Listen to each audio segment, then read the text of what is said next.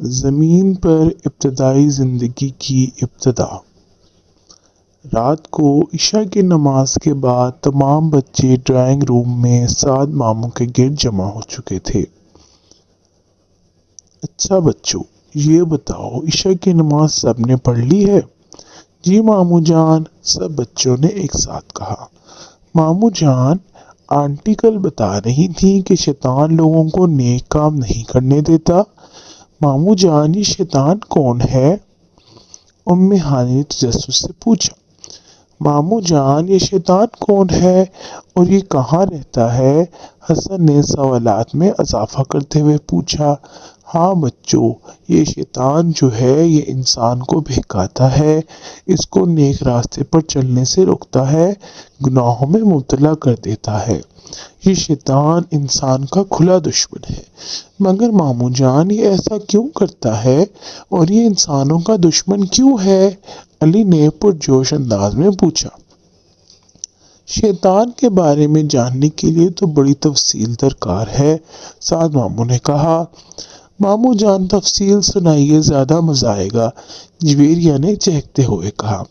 اچھا بچوں تو سنو۔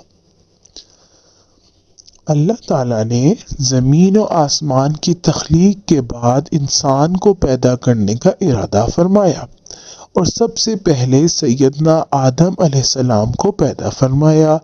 سیدنا آدم علیہ السلام سے پہلے کوئی انسان نہیں تھا، اسی لیے آپ کو ابو البشر یعنی انسانوں کا باپ کہا جاتا ہے۔ اس زمین کو انسانوں سے آباد کرنے کے لیے اللہ تعالیٰ نے آدم علیہ السلام کو پیدا فرمایا تاکہ زمین پر زندگی شروع ہو۔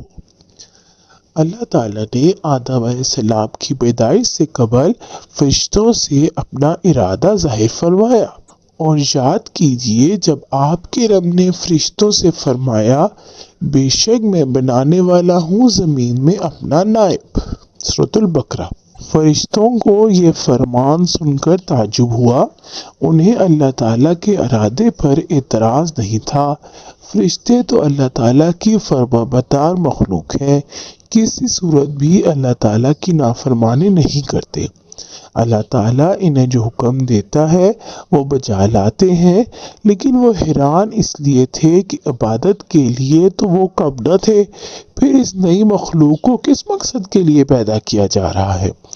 انہوں نے اللہ تعالیٰ سے عرض کیا، اے ہمارے رب، کیا ایسے کو نائب کرے گا جو اس میں فساد پھیلائے گا اور خون ریزیاں کرے گا، اور ہم تیری تسبیح، حمد اور پاکیزگی بیان کرتے ہیں، سورۃ البقرہ۔ اللہ تعالیٰ نے فرمایا، اے میرے فرشتوں، بے شک میں وہ جانتا ہوں جو تم نہیں جانتے، سورۃ البقرہ۔ اللہ تعالیٰ تو ہر بات کو جانتا ہے، خواہ ظاہر ہو یا پوشیدہ۔ اللہ تعالیٰ کے علم میں یہ بات بھی تھی کہ سیدنا آدم علیہ السلام کی اولاد میں انبیاء کرام، اولیاء اللہ، نیک، صالح، زاہد، عابد اور اللہ سے محبت کرنے والے لوگ بھی پیدا ہوں گے۔ اللہ تعالیٰ یہ بھی جانتا تھا کہ سیدنا آدم علیہ السلام کی اولاد میں ایسے لوگ بھی پیدا ہوں گے جو برے کام کریں گے، ناحق لوگوں کو قتل کریں گے، چوری کریں گے، رشوت لیں گے، جھگڑا کریں گے، زمین میں فساد پھیلائیں گے۔ ماموں جان، جھگڑا کرنے والے لوگ تو اچھے نہیں ہوتے نا؟ حسن نے معصومیت سے پوچھا۔ ہاں بیٹا، جو لوگ لڑتے جھگڑتے ہیں وہ اچھے لوگ نہیں ہوتے، سعد ماموں نے پیار سے حسن کو جواب دیا۔ لیکن ماموں جان، اللہ تعالیٰ نے سیدنا آدم علیہ السلام کو کس طرح پیدا فرمایا؟ ہاں بیٹا، اللہ تعالیٰ نے سیدنا آدم علیہ السلام کو مٹی کی ایک مٹھی سے پیدا فرمایا۔ اس مٹھی بھر مٹی کو تمام زمین سے لایا، اس مٹی میں ہر قسم کے ذرات شامل تھے، سفید رنگ، سیاہ رنگ اور درمیانی رنگ والی مٹی لی گئی۔ اسی طرح کچھ مٹی نرم زمین سے لی گئی اور کچھ سخت سے، پھر اس مٹی کا گارا بنایا، پھر اس گارے سے ایک صورت تیار کی، یہ صورت آدمی کی تھی، پھر اس میں اپنی روح پھونکی، اس طرح اس میں زندگی آ گئی اور وہ حرکت کرنے لگی۔ مٹی کی اس مٹھی میں چونکہ تمام اقسام کی مٹی شامل تھی، اس لیے دنیا میں جتنے لوگ پیدا ہوئے یا ہوں گے سب مختلف رنگوں اور مختلف مزاجوں کے ہیں۔ سیدنا ابو موسیٰ اشعری رضی اللہ عنہ جو جلیل القدر صحابہ اکرام میں سے ہیں، وہ بیان کرتے ہیں نبی اکرم صلی اللہ علیہ وآلہ وسلم نے فرمایا، جس کا مفہوم ہے اللہ تعالیٰ نے سیدنا آدم علیہ السلام کو ایسی مٹی کی مٹھی سے پیدا فرمایا جس کی تمام زمین سے لیا گیا تھا۔ اس لیے سیدنا آدم علیہ السلام کی اولاد میں وہ تمام خصوصیات ہیں جتنے قسم کے رنگوں والی مٹی آپ کے جسم میں لگائی گئی۔ آپ کی اولاد میں اتنے ہی رنگ پائے جاتے ہیں، کوئی سفید رنگ کا ہے، کوئی گندمی رنگ کا ہے اور کوئی کالے رنگ کا، کوئی اچھا، کوئی برا، کوئی نرم دل اور کوئی سخت مزاج۔ ماموں جان، تو آپ کہہ رہے تھے کہ تخلیق آدم کے وقت فرشتوں نے اللہ تعالیٰ سے کہا تھا کہ ایسی مخلوق کو پیدا کر رہا ہے جو زمین میں فساد کرے گی اور خون بہائے گی۔ جنید نے کہا، ہاں تو بچوں، چونکہ فرشتے تخلیق آدم کی حکمت سے ناواقف تھے، اسی لیے اللہ تعالیٰ نے ارادہ کیا تخلیق آدم کا مقصد اور فرشتوں پہ ان کی فضیلت اور برتری واضح کر دی جائے۔ چنانچہ اللہ تعالیٰ نے سیدنا آدم علیہ السلام کو چھوٹی بڑی تمام اشیاء کا نام سکھا دیا اور فرشتوں کے سامنے ان تمام چیزوں کو پیش کر کے فرمایا۔ پھر پیش کیا انہیں فرشتوں کے سامنے اور فرمایا، بتاؤ تو مجھے نام ان چیزوں کے اگر تم اپنے خیال میں سچے ہو۔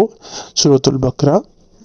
فرشتے ان چیزوں کے نام نہیں بتا سکے، خاموش رہے، انہیں پتہ نہ چل سکا کہ ان چیزوں کے نام کیا ہیں۔ آخر انہوں نے عاجزی اور انکساری سے اللہ تعالیٰ کی بارگاہ میں عرض کیا، عرض کرنے لگے، ہر عیب سے پاک تو ہی ہے، کچھ علم نہیں ہمیں مگر جتنا تو نے ہمیں سکھا دیا، بے شک تو ہی علم اور حکمت والا ہے۔ سورۃ البقرہ۔ پھر اللہ تعالیٰ نے حضرت آدم سے فرمایا، اے آدم، تم انہیں ان چیزوں کے نام بتا دو۔ تو آدم علیہ السلام نے ان تمام اشیاء کے نام بتا دیے۔ جب فرشتوں نے حضرت آدم علیہ السلام کی وسعت علم اور اپنے عجز کا اعتراف کر لیا تو اللہ تعالیٰ نے انہیں حکم دیا کہ آدم کو سجدہ کریں۔ اس کا مطلب ہے کہ علم کی بہت اہمیت ہے ماموں جان۔ حسن نے پوچھا، ماموں جان، ہماری مس بتا رہی تھی جو شخص علم حاصل کرنے کے لیے نکلتا ہے اس کے لیے پرندے اور مچھلیاں بھی دعا کرتے ہیں۔ جویریہ نے بے تابانہ کہا، ہاں بچوں، علم پیغمبروں کی میراث ہے اور مال فرعون، حامان، شداد اور نمرود کی۔ مال خرچ کرنے سے کم ہوتا ہے مگر علم بڑھتا ہے۔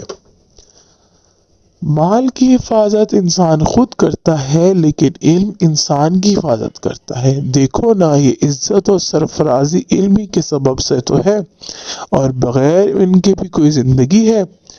علم ہی سے انسان ہے، علم جو نہ سیکھے تو وہ حیوان ہے۔